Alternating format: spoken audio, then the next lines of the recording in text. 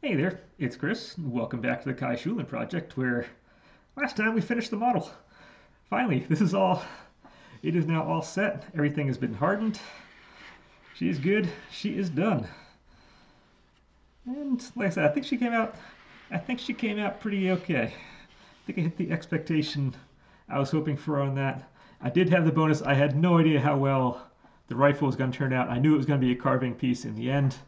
And I'll be honest, I'm still amazed because I have this guy here and just being able to put this back up into it and just see how the grain lines and all that come in, just knowing that the rifle just came out of this random block of wood, just ah, I love it. I love it. I love when things actually work and come out nice. That said, we're not gonna see those grain lines anymore because today is the start of painting day. So this is the fun part where it starts bringing to life into the model. Except we're gonna make this look a whole lot worse by the end of this session because today is priming, and priming is not the prettiest of sessions. So let's go put our camera back to our kind of normal setup over here, get everything kind of situated, and we're going to go ahead and show that our whole table setup has changed.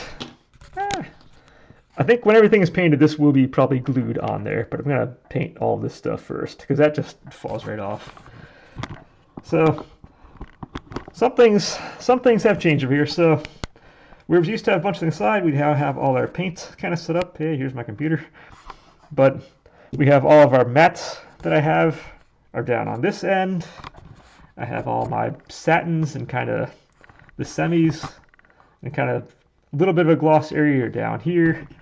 I have a couple of metallics on the far side, some cups and things to mix colors, to mix custom colors which I do quite a bit, and also wash things out. I also have about 40 cheapie worth of brushes on the side. I have like 25 brushes for like $5.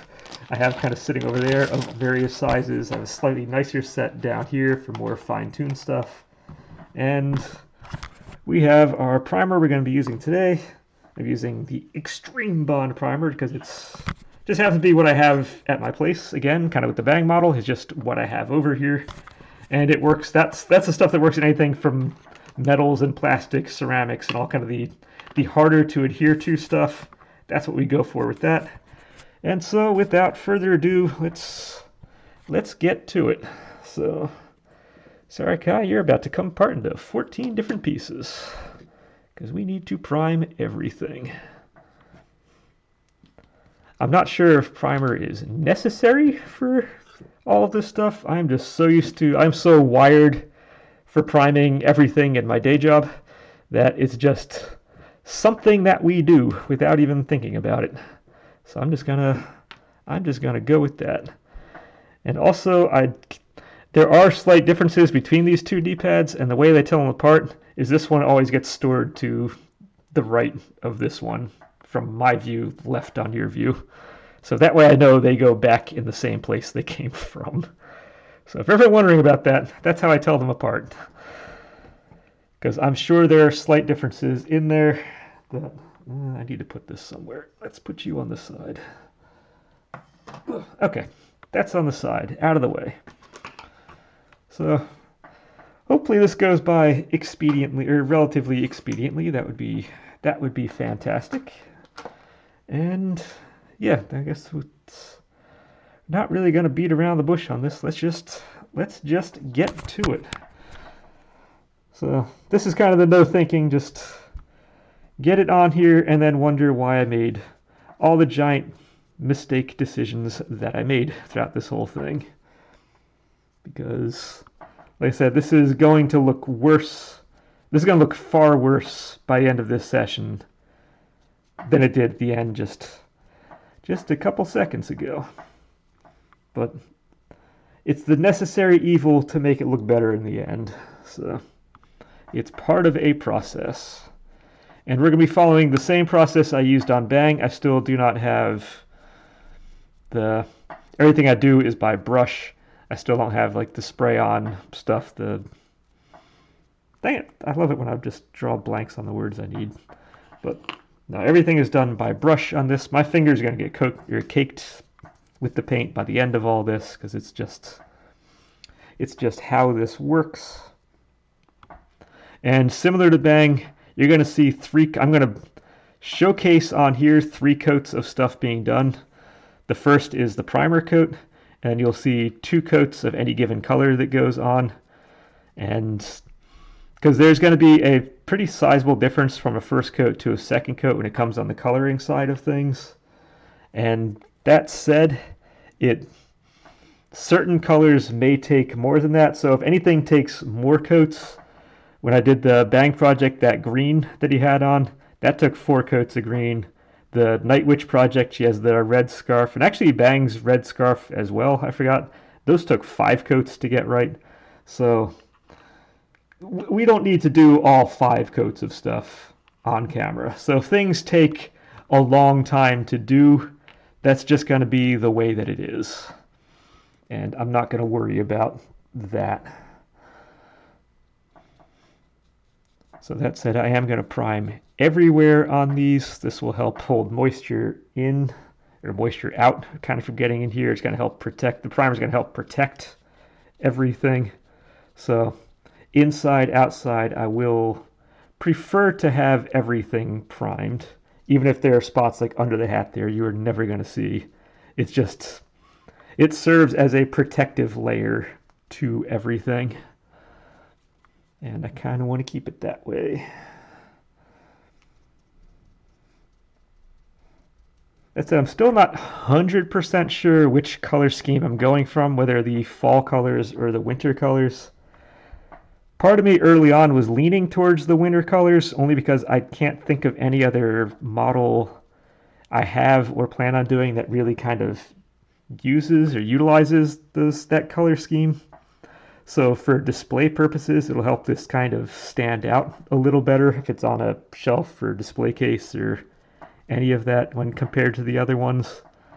But at the same time, the fall colors are kind of a more vibrant color, so in and of itself, on its own, I think that kind of looks a little better. So I'm not sure I'm not 100% convinced which direction to go for right now. I can make the individual model look nicer, probably with the fall colors, or it can look nicer when put in kind of contrast, put in context with the other models it's going to be sharing a space with. So, not sure. Not sure. Again, if you have any hard preference on your part that you want to see, you can feel free to put it in the comments section. Although it might be too late at this point, because by the time this one goes live, I'm finally back to being a week ahead of time again. So by the time this goes live, I'll probably have actually the other stuff more or less kind of finished by then. The camo is going to be, generally speaking, the last part that gets done. Usually my order of operations is I'll work from the inside out. So we're going to go from kind of the skin tone to like the yoga pant part to then like the darker kind of padding that went over that to the padding colors on top. So then the shirt goes on top of that. So we're always kind of working from the inside out, and the camouflage is the most outside of parts. So there will be some time, but I think some of these others are going to I'm probably going to be finishing off a number of these other colors by the time this particular session goes live. So we'll see. I can say put it in the comments section, but it might be too late for that at this point. So maybe don't worry about that. And you're just going to go along for the ride at that point. All right, hair is actually significantly easier on hers than it was on Bang's because there's a lot less to get into as opposed to Bang's scruffy guy look hair that he had. That's it. I'm sure after at least the first coat, I'll be looking in here and going, I still see white in the hair. It's like, yeah, that's just going to be part of how that's just going to be. Let's see, let me stick you to the side. Well, I guess you're going to fall over that way. That's fine. If things want to just roll over on the side, that's okay. You know what? Let's get the big open space in here.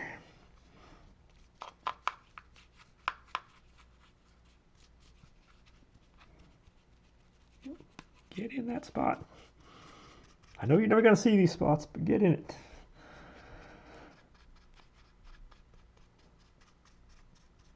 Yeah, and I'm still debating where to go from this one. I thought I had a really good idea of what I wanted to do as the next project. And then I started thinking about it a little bit more. Now, I'm wondering how much I want to push things. This is probably going to be done in the first week of November, I'm guessing, give or take.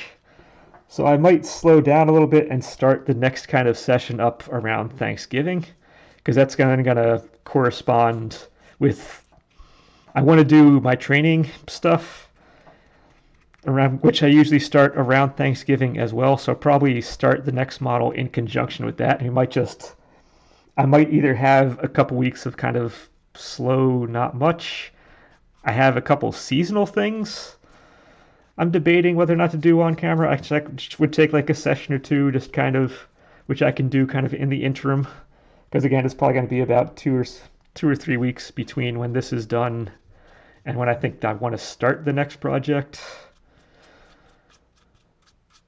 So, but I think the channel itself is going to change slightly. I'm going to go back. I'm going to keep on doing the 4 days a week to finish this off. We're in that final kind of stretch. I want to kind of push that. I have the time. I'm far ahead now on this. I can do that. When I start the next project, it's going to drop back down to, I believe, 3 days a week, like I was doing before. I would like to have the fitness thing, maybe like Fitness Fridays or Fitness Sundays or something like that, which I can go over anybody wants to follow along with my training for the next Ultra, which again, I haven't signed up for yet, but I'm like 99% sure I'm going to do another one in the spring. So if anybody want to follow along with that, I'm going to have a once a week thing just on training tips, what I'm doing, what I'm looking for during the process, and just kind of, they're going to be shorter sessions. They're probably going to be like all 15 minutes or less kind of sessions, but it was kind of give my own training plan, what I do for that. Again, if you want an idea of what I've done, if you've done Spartan ones before, I've done the Vernon Ultra several times now, and I have done that one. If you want to compare times, I've done it in about 9.5 hours before, and after this Killington one, I'm going to set a goal of just a 9-hour flat on that course, which again, if you've never done a Spartan thing, going, well, a 9-hour flat, that comes out to I think it's like a 17-minute mile pace. Like my average walking pace, if I just walk down the road, is a 16-minute mile. So my goal for that is actually slower than a walking pace. But when you throw in that it's about, I think it comes out to about 35-story, going up and down a 35-story building per mile in the end for every mile for an ultra marathon, that kind of starts to put things a little more, I think, in perspective on what the course is. So yeah, prepping for that kind of experience and how I want to get my goal and reach that goal on there. If anybody wants to follow along with that. Again, I give myself 5 months worth of time to train for these, but in reality, you only really need probably about 3.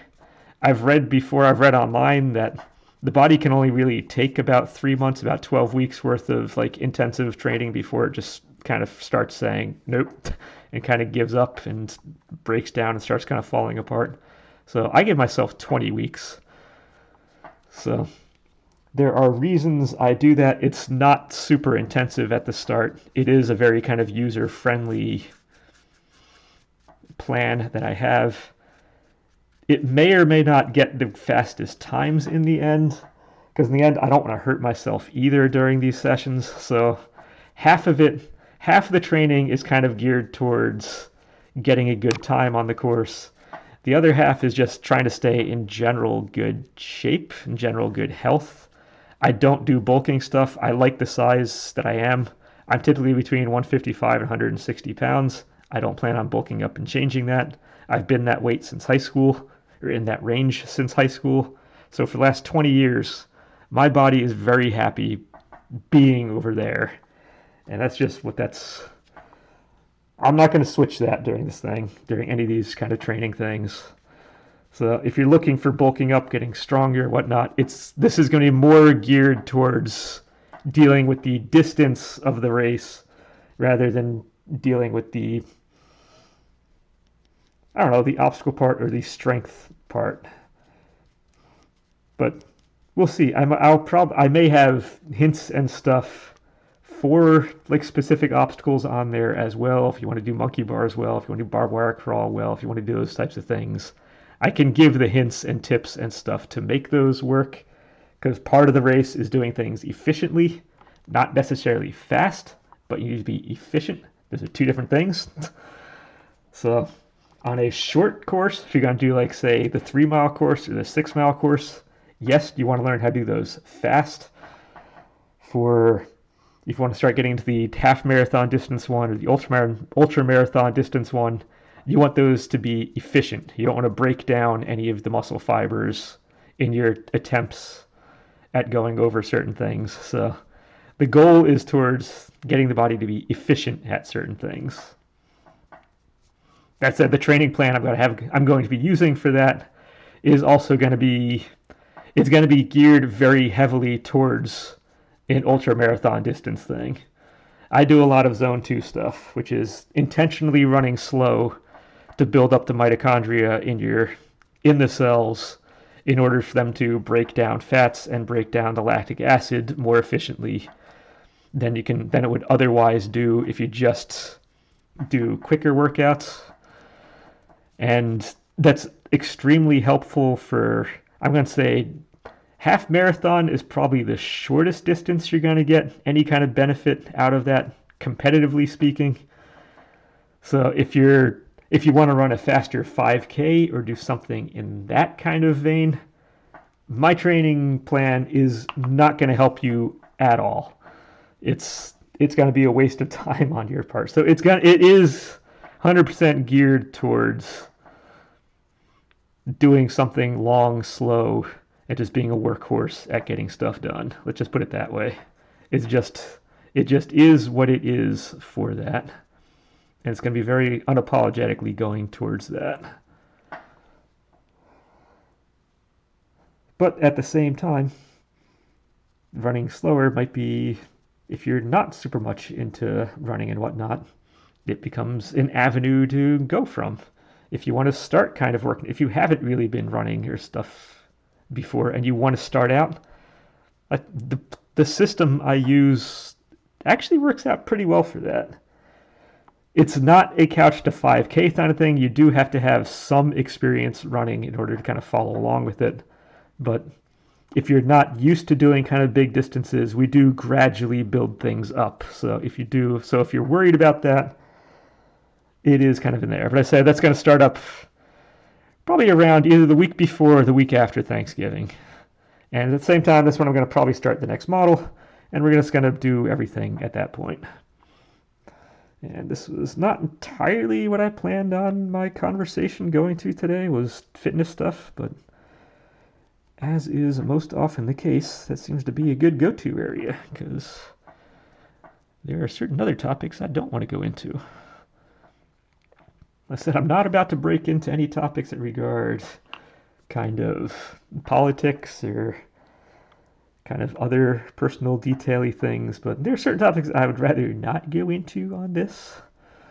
But I always feel like fitness is a good safe one, because it's something I think most people can relate to. Not everyone, but again, you might go like, oh wow, I'm doing ultra marathon distance stuff, but it's one of those, I enjoy being able to say that I can do those. Once we start getting to like the half marathon distance practices, much later on down the road, once we start getting to that, those I start losing the fun after that. But I think I don't enjoy doing the long distance practices. I enjoy knowing that I can just go out and do a half marathon, but I don't necessarily enjoy doing it, if that makes sense. So there is a little bit of that goes in. And that said, although the overall game plan is going to be geared towards the one of the one event in the spring. Uh, One of my cousins has been trying for the last couple of years to get me to run the whatchamacallit, the New York City Half Marathon in February. So I might go and do some minor tweaks on my training to kind of accommodate that, because it would be fun to go running with my cousin. It's did it one time before on a different half marathon over in New England, and it was actually during a thunderstorm. It wasn't thunderstorm. It was a hail at the between miles 8 and 12 on that course for me. It hailed, and it was a miserable, miserable race. So it might be good to give it another shot. Different race this time, but might be worth just giving it a different shot. It was memorable. It was definitely memorable. Thankfully, I planned ahead. It wasn't doing anything at the start of the race, but it's kind of like we see all the forecasts. We know it's coming in. So I had my raincoat on during the race. I know the guy who was running next to me on the course was just in a tank top, and I felt so bad for him once the hail started. It was it was a little rough. It was one of those I had signed up for a marathon. It was a 2-loop course, and I had signed up to do a full marathon on that. I signed up for the 2 loops.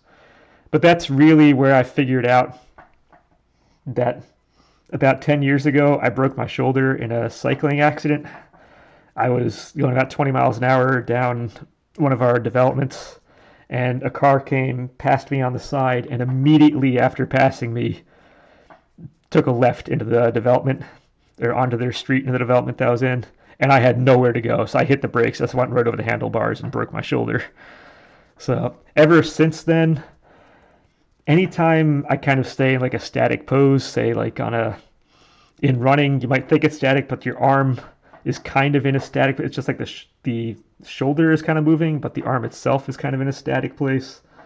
So anytime I kind of get into one of those kind of positions for about an hour, usually it's about an hour and 20 to 2 hours, depending on if it's a good day or bad day kind of deal. So I can generally only do up to a half marathon distance, and at that race is between the hail, thunderstorms that came in after that, and torrential downpour, and my shoulder was starting to hurt by like that around the 12-mile mark. I realized marathons at the moment are not something that I can do. That said, I do an ultramarathon distance obstacle course race, because when you're doing obstacles during the middle of it, your arms are always moving around, you're doing stuff, and at that point, I'm able to do that kind of distance. So I do have fun with those, but a straight marathon is something I'm currently not really able to do at the moment, and it just is what it is. You've kind of come to realize it has been getting better. Last year, it seemed like the pain finally stopped going away after that point. Because like I said, I think it's just like, it's not unnerving. It's probably just a blood vessel being pinched ever so slightly. So it just takes that long for it to finally do what it's going to do. But yeah, last year's practices, I finally wasn't feeling the pain during the longer ones, but it's still on the back of my mind.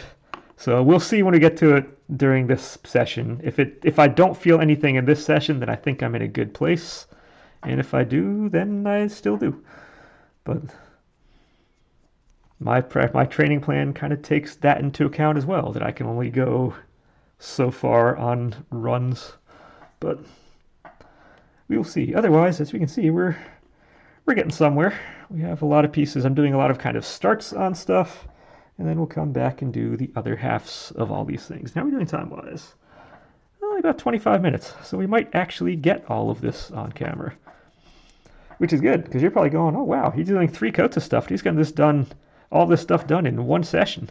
Wow, painting's going to be fast. No, painting is not going to be super fast. There's no part of any project that ever seems to go fast. It may go fast relative to what I've just done. We just spent like 35 sessions on the building part. But if you mean just fast, we're going to get this done, bim bam boom bibbidi bop, yeah, and it's over, I would adjust my expectations if I were you. No! Don't drop things. Drop things, I have to pick it up, and that just means I'm going to have more pain on my fingers. Which means when I push the stop button on my computer, I'm going to turn my keys white. I don't want that. That's no good at all. We actually can fit pretty much everything over here, so let's just do it.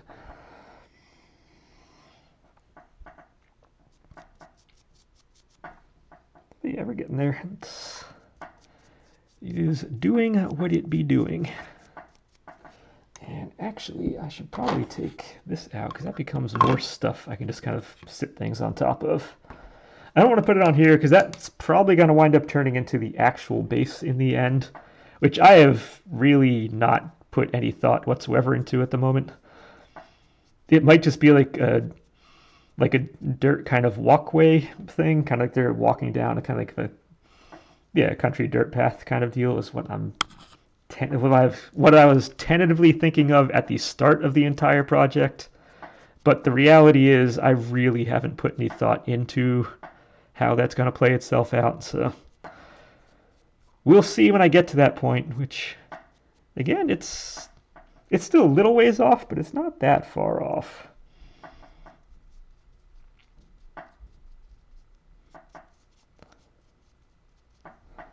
I'm not that far.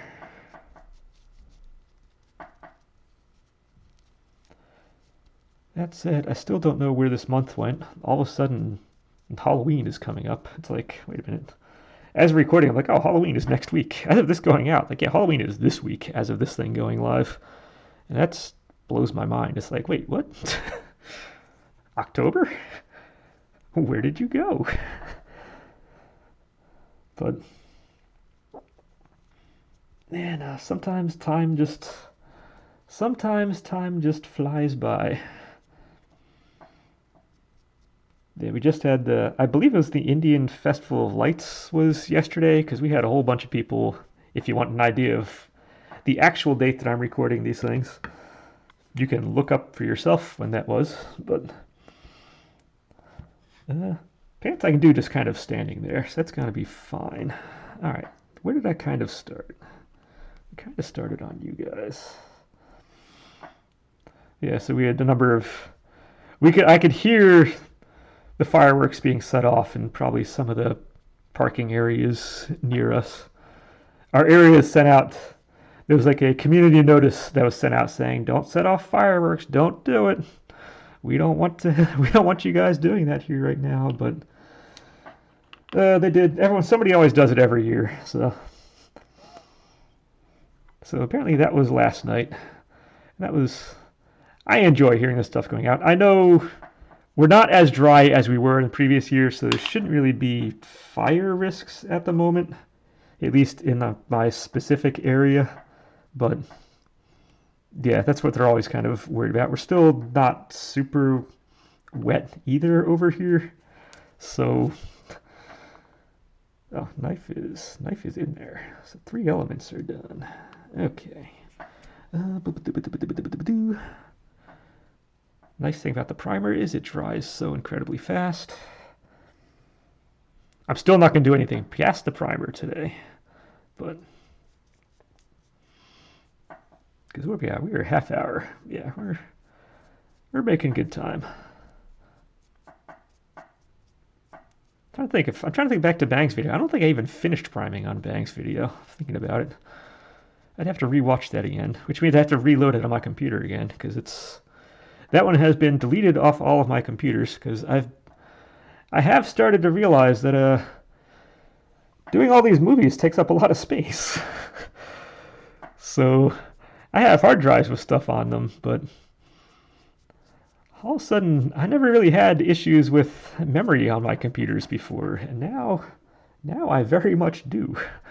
Hard drives come at a premium, or hard drive space now comes at a premium. So I think the Valkyria Chronicles gameplay stuff, as soon as this modeling part is done, I think all those gameplay ones are going to be gone off the computer. I'm keeping them right now in case I need to, in case I want to find like another image or something to go off of for this. We have another side one. But that said, yeah. I believe that is next on the chopping block. At least before I start the next project. Because whatever I do next is also going to take up a lot of space. And like I said, I thought I knew what I wanted to do. And then I started thinking about it. It's like, maybe I can push the envelope a little further. Maybe I can push the envelope. And we're going to see how far I want to push the envelope. So,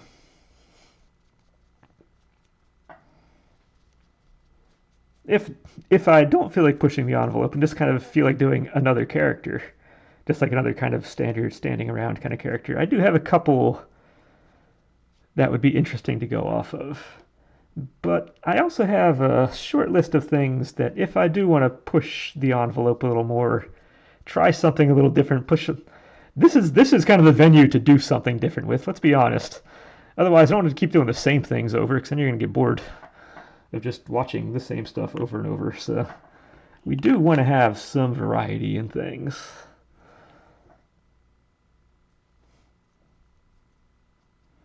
So we will see. Part of me is also thinking when I come back, I could have the 3 days a week on the main model that I do. And although, yes, I'll have the fitness thing on there, that's only going to be about 15 minutes maybe per week on that. Like I said, that's just going to be a recap, so that doesn't really count for anything time-wise. However, I'm thinking of maybe doing, especially after carving the rifle down here, I could do like the Sunday stroll or something like that, because as I had mentioned before, I had started a carving project about 2 years ago, which was the Strahl, which is the main airship for Balthier's airship from Final Fantasy XII. And it's about, when it's in its completion, it's going to wind up being, I forget if it's 18 inches or 2 feet long. I think it's probably about 18 inches long in the end by like another 12 inches or so wide. It's going to be mechanical. I have it planned out to be mechanically operable. It can open, like the thrusters in the back can open, they can close, things will move. And I had started carving that one about 2 years ago, and I got about a third of the way through it, and then kind of haven't done it since. And kind of just doing the rifle here says it might be fun just kind of bringing that back again. And maybe just do that as like a once a week thing. It may take, that's like building a fish in a bottle one. That could take like another year. If I do once a week, that could be another year or more to kind of finish the project. But it's one of those that would just kind of be fun just to kind of keep myself kind of going on it, kind of do the slow grind, kind of see little itty bitty progress kind of each week. And that would be just a fun one just to kind of have as I think a 1 week kind of, or once a week kind of deal. Kind of make that slow progress. You're still a little bit wet. Okay, so if those guys are now getting a little, let's give them just a little more time. We can bring you up front.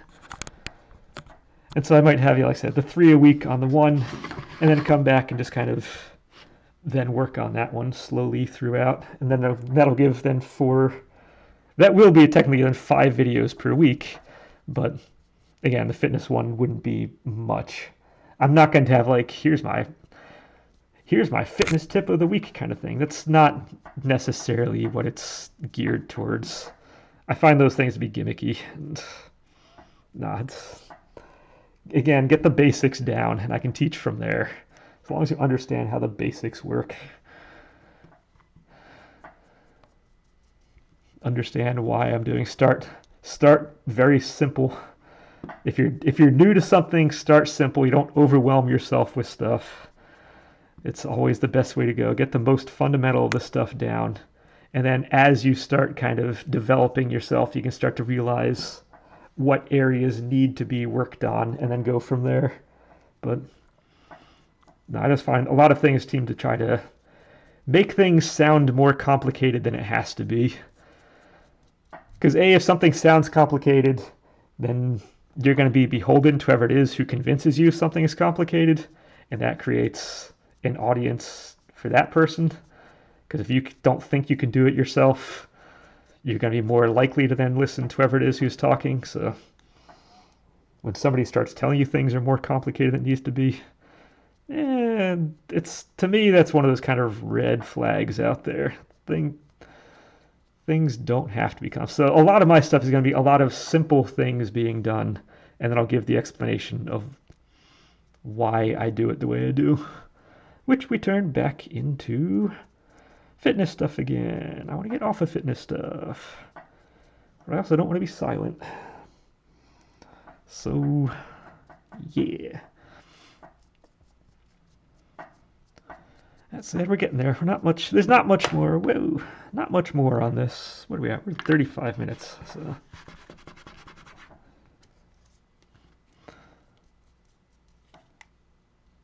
So yeah, this will definitely be a shorter session, which you don't need to hear because you can see the length of the video before you click on it.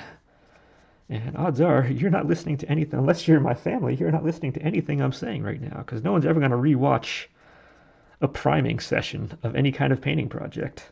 They're going to go, hot dang, I want to see how he did that. No, you're going to go and watch actual painting stuff when we get to the painting stuff. And I can see the people who watch this in the first place anyway, and yeah. So for you, family, who is watching this, this is for you.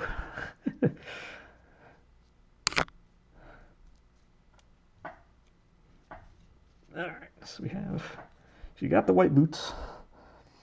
You've got the white boots. Let's get a little more white stuff going here. Yeah, our only main goal is just don't have paint puddle in places. That's kind of the main thing. So when you wind up with a lot of these kind of like indenty kind of areas, that kind of becomes the concern, or not really concern, but just area of interest on that.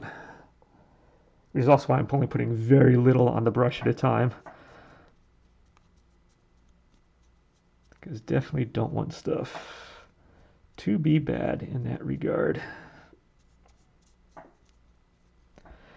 That said, getting the primer into some of these hard to reach areas is a double-edged sword, because if I don't get the actual paint shoved into those areas, you just see this blazing thing of white right in there, and that's always super cool as well.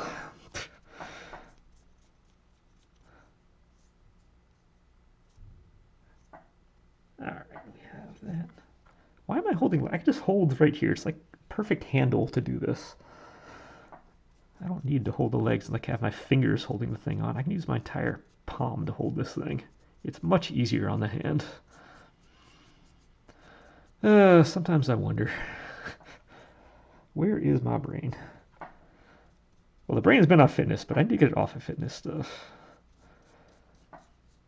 Probably because I just have kind of started doing light workouts again. Just did a 5-miler the other day. Slower this time, but it's great because I don't think my heart rate monitor was... I went to do a zone 2 one on that just because it was a warmer day. And I know generally I like going kind of quick at the start, but when I start working out, but just because it was warmer again, I was like, no, we're going to go a little slower and not kill my heart on, or not just kill myself in general with heat-related issues on that. But it was one of those days where I was going like 137 at the start for like 3/4 of a mile. It was all kind of nice, fine, and good. And then all of a sudden, the heart rate monitor jumped up to 160s and then kind of stayed there the rest of the run. So I was like, well, I don't feel like that's the effort I'm putting into like a 10-minute mile, but okay. And then when about 2.5 miles in, I was like, all right, heart rate stuff's not working for me. I'm not trusting what it's throwing out because it is way above what it should be at that pace that I'm doing. So I'm just going to go I'll pick up the pace a little bit to get back. So I went from a 10-minute mile down to like an 8-minute mile to come back. And all of a sudden, for the last mile of that, it was saying my heart rate was sitting at around 184 to between 184 and 186, which I can almost say with certainty that's not correct. I passed the age of 40 a while ago, so I know they say, oh, don't use 220 minus your age to get it, but again, if you want just a good dumb number to go off of, that's really, you can do worse with that. So I don't have a problem using the 220 minus my age to kind of get that number. And at that point, I'm like, my heart rate is a lot younger than it should be, to be honest. So let's just say I should be sub 180. I should be a little ways below 180. And that's saying my heart rate's like 6, 7, 8 years younger than what it's supposed to be. So I'll give you a range. So it's like one of those, I'll take it, but at the same time, not 100% sure that's correct. So I saw a moving piece. I'm like, no, don't be broken. No, that's made to move. That's okay. Again, those are stapled in. If you missed that session, these things here, they're made to move. They're actually stapled in. Well, quote unquote stapled. It's a MacGyver-esque I made it myself staple, but they're not gonna move. By and large, they are largely immovable objects, or they are movable objects. They are made to do that. The staples themselves are going to be immovable. These things are going to be almost impossible to pull out if I wanted to. I would need some actual strength to get that done. Actually, with a good pair of pliers, I can probably rip those things right out, let's be honest. But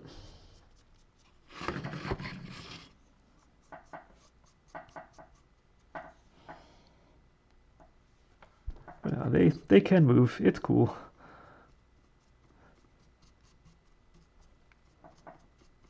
Alright, and we're almost there. Almost there. There's just a couple pieces to kind of finish the other sides of. And that will be it for this session. And then next session is definitely going to be skin tone. We're going to start with skin for sure. And it's probably going to be skin and the yoga pants. And I might go and I'll probably go and make like a list of areas to kind of focus on with that. So I'll probably have like, 2 or 3 different areas I would like to get. And then if everything goes perfectly, maybe have kind of a bonus thing I can work on after that if it needs it. But each session is going to have more than likely, except for probably the camouflage stuff, there are going to be multiple elements being done per session. But no, skin tone is definitely one of the ones I always will start on. It's always the furthest element in because you have clothes that go on top of that, you have hair that goes on top of that, you have other stuff that always kind of goes on top of the skin. Skin is always kind of located towards the back or towards the inside edge of stuff. So skin for sure is being done sooner rather than later. Yoga pants, I said, they're also located inside a lot of these areas, so that's going to be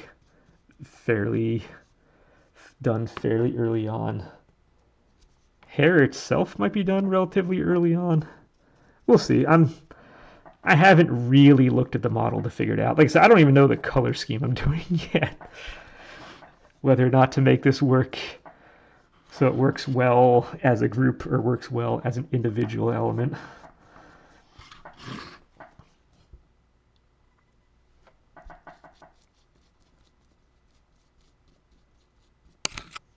Get in there. Okay, I'm sorry about that. I was angled down a little further than I needed to be. Get in there. Get in all of these little grooves. Be kind of nice and smooth. there's any place we want nice and smooth, it's down here, because that's... Because in the game, they definitely make that a focal point. Eye gets drawn to it. Because it's like the only light element next to all the dark ones and other colors around it, so... The eye gets drawn to certain things because of that, through use of color.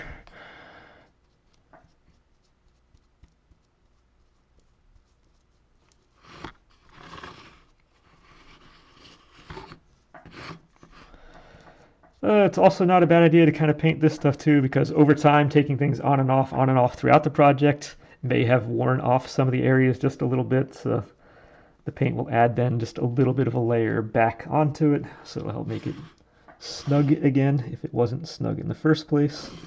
And okay, legs are in there, so now we getting back. Whoop. Legs can go back to the background. Let's see, let's get a big honking piece here.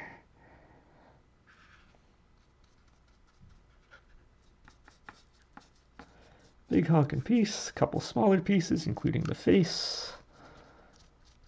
The skin tones may be the first thing being done painting-wise, but apparently priming-wise, somehow that got pushed to the end. And remember that whole how we burnt the back here? Didn't matter. Didn't matter in the end. Nobody's ever gonna know that was burnt. Okay, we're still a little wet inside. All of a sudden my fingers felt stuff they didn't want to feel.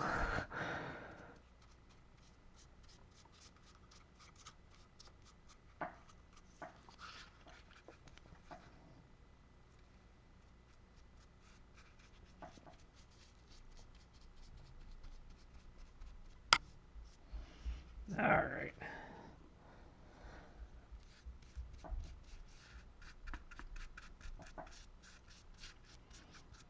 I am slightly surprised how well this worked out. That was another one of those elements I was very nervous about during the process, or kind of in the pre-process part. But really, if you go back to the very first session, the kind of planning phase one, I really did knock off a number of those issues. Worked out, I think, fairly well in my favor. Getting this to work so you can take it on and off, I think that worked really well. And I think she reads well with it both on and off, so I think that was a success. I think getting the ammo belt stuff and all that in, I think that worked out actually. That actually wound up being a lot easier than I thought it was going to be. I thought that would be a lot more involved in kind of... I'm not really sure how well there are better phrasings. I didn't want to mess it up. There are better phrasings than that, but it worked out a lot easier than I thought to not mess that section up. And actually have it hang on and be removable on and off and all that. I think I was able to engineer a pretty decent solution for that, so I was very happy with it. I think the only one where I really came up short was I wanted her to feel petite, and although she didn't come out as big as Tali did, I think in the end, she is still smaller, but she's definitely bigger than the concept art, than the reference materials and all that I was going off of. So I feel like I kind of maybe half credit on that. The arms are definitely bigger. She definitely has more muscle tone than the reference materials and all that show. So maybe we get half credit on that one. Not full, but I think the other elements that I kind of pointed out on there did work. I was able to come apart in multiple pieces. The arms being removable kind of worked, kind of didn't. That I'm not sure if I count that as success or not. Because yes, they do, but that took a lot more work to get it right, as opposed to, again, how I thought that would be relatively straightforward to do it, but just the act of modeling the arms wound up causing issues that I didn't foresee happening. We were able to iron them out, but I'll have to keep that in mind for future projects where I can use that strategy. Okay, you're done. The hat was done. Oh, the body is sitting way over here in the background. Before I forget, that's a thing. Let's bang this one off the list. Because I think it says this, one arm and hand and the face, and the other, and the end of the rifle. And I think we're in there. So we really are close. It's 50 minutes. What the? I thought it was going to be 40. When I looked at my watch. Okay. This has taken the whole time. Well, I hope I've been entertaining for you this time. And I got to start figuring out conversation topics for these painting things, because the building ones, I feel like there's a lot of stuff I can always talk about on the building end of stuff. I still worry there's less to talk about. There's still some stuff on the painting end, but I feel like there's less stuff on the painting end to talk about. So it is nice having something else in my back pocket to come to when I for the next few sessions on this. Ay, ay, ay. It feels like it was just a couple minutes ago when I saw 35. I was expecting 40, not 50. I remember doing this whole session, all these kind of sessions, making the upper body, making the chest guard, making the knife and all that, and yeah, when this thing gets put on display, all of that is going to be 100% hidden. I'll know it's there.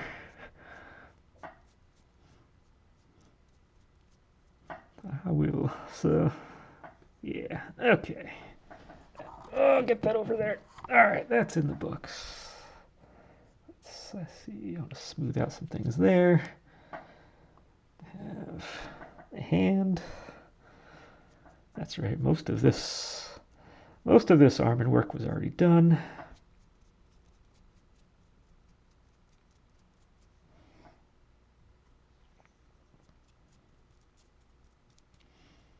So yeah, like I said, things look worse this time, but it's the necessary evil. Everything will start coming back together again. Actually, no, you're going to be, if you didn't watch the Bang one, it's the first skin tone coat is going to look worse again. So give you a heads up on that. But then after that, everything starts looking a lot better.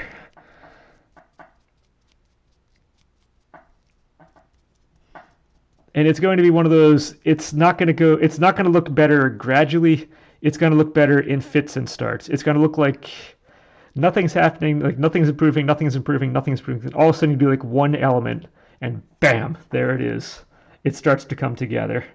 And usually it's around that 50% done kind of mark, is I feel like where you kind of cross over that threshold. So it's going to happen again on this. I know it will. And okay, last element. Last element is the rifle. You're finishing off the other part of the rifle.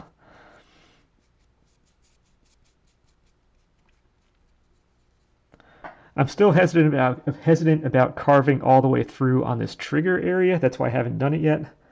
But at the same time, if I feel like it, I can go back in and do that again. This is just paint. I don't need to harden this. It was a carving, which is nice. So even if this stuff is completely painted, I can still do it after that's being done. If I'm feeling bold enough and feel like I'm not going to break. If I were to carve through, this kind of wraparound part will become super thin, and that's what I'm worried about. But at the same time, this is a carving. So I don't need to re-harden something if I do that. So even though this is painted, I can still go and give stuff a try in the future if I want. So that part is nice, but I'm not sure. I might see how the painting looks on there. If it's all kind of painted the same color, if it looks like it really does need to be kind of a clear something, then it can kind of see through, then I will do it. If the painting looks like it's fine in there, then I might just keep it as is and not rock the boat on that, just because that really is such a delicate area that I don't want to cause I don't want to make perfect the enemy of the good that is kind of what one of those that situation kind of becomes. Don't let perfect be enemy of the good. Right now it works. So we'll see if it still works in the end of everything, but at the moment I feel like I'm in a good spot. That's the side I just did. Okay, and there we have it. I think that's two sides. I think that's everything. And that is where we are right now. And like I said, let's move more things over here so we can get the full smorgasbord of stuff on display for our closeout image. And yeah, that is where we stand. And next time we start adding color back into the mix.